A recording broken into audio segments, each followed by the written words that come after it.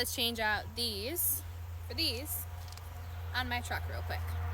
I already changed out this one this morning while my kids were still asleep, but then they woke up and didn't have time to do the other one. So let's go ahead and do the other three.